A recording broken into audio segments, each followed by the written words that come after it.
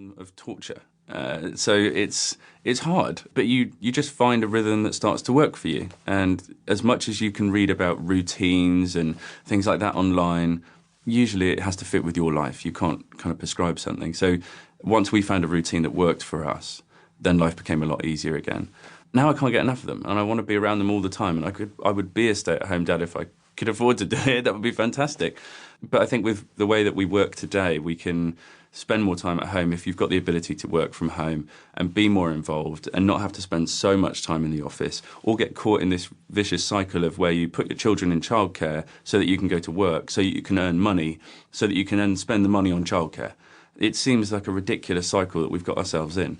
And sometimes it's out of necessity, but I'm trying to move it so that I can be more flexible and be more present at home. And you've said before you had your first daughter, you were like maybe slightly hoping for a son. Yeah. What do you think having a girl brought to your life? I think the great thing about being a dad of 4 daughters is that I get to be the male benchmark for them going out into the world. And so hopefully I've set the bar so high that all future boyfriends will just fail dismally, so that they never even make it to the front door, so that I have to, do the interview with them. But I just have fun with them. What I like to be able to do is support them to be able to do what they want to do as well. There's a real positive messaging around social media around how girls, and especially we were talking about the pay gap recently and all that kind of stuff, there's still an inequality between the sexes, and I don't want my children to grow up in a world like that, and it's not right. So if I can use my social media platform to promote that as well, then hopefully I've done a role as a parent to be able to level the playing field for them. What do you think the main things that being a dad today or a modern dad involves? I would say it's a lot of balancing, to be honest with you, because we've come from a stage where the old world picture of a dad was someone who would go and work really hard.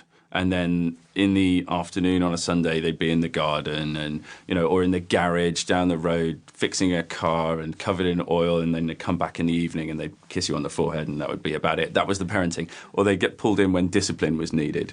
And that kind of old cliched picture of a father is changed quite dramatically because we don't want to miss out on our children growing up. I don't want to have to spend 50 hours a week or 60 hours a week in an office and miss out on what are the really important years of my children developing.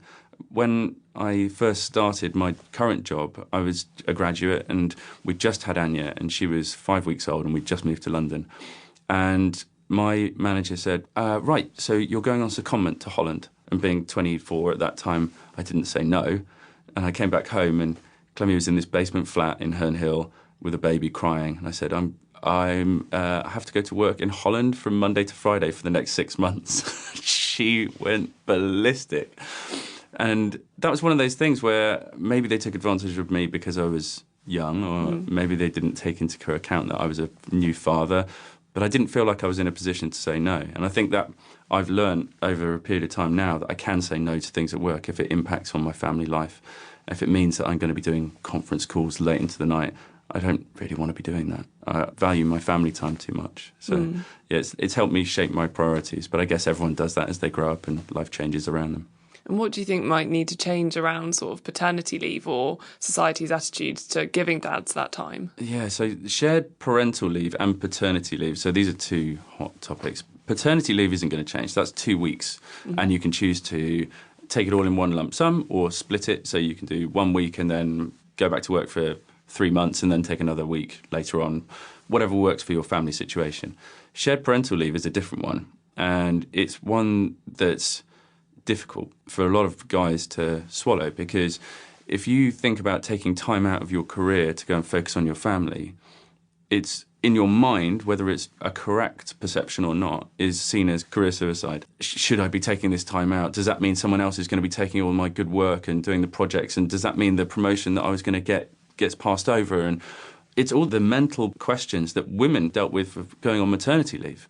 So it's one of those things that we need to work out. Scandinavia seems to have it nailed. So Sweden, it's very common that dads take a shared parental leave and they spend time becoming a family, whereas 2 weeks flies by very quickly when you're on paternity leave, and you kind of roughly get to know the routine very quickly before you go back to work and look like a corpse at a desk because you're so tired. To keep listening to this audiobook, I've left you a link in the description so you can do it, at no cost thanks to Audible's 30-day free trial.